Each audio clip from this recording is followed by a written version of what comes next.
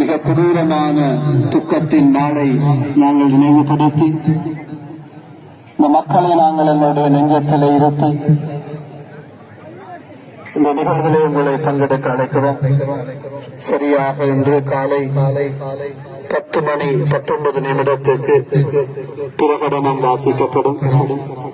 10:29 மணி அளிக்கப்படும். 10:30 மணிக்கு அகவணக்கமும் தொடர்ந்து பொதுச்சுடர்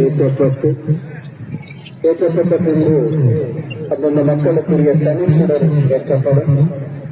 அதனைத் தொடர்ந்து அஞ்சலி தொடரும். ஆகவே உங்கள் அனைவரையும் இந்த நிகழ்வுகளிலே பங்கெடுக்க அழைக்கிறோம். ஒழுங்குபடுத்தப்பட்ட அந்த நிகழ்வுகளின்படி நீங்களும் இணைந்து உங்களுடைய இனவழிப்பு நாளை நாங்கள் உணர்வு பூர்வமாக தேசம் என்றும் ஈழம் என்றும் உலகம் கீழாகவும் நாங்கள் உழைத்துச் சொல்லி இழந்ததற்காக ஈடுகள் செய்யப்படவும் காரணமானவர்கள் சரியான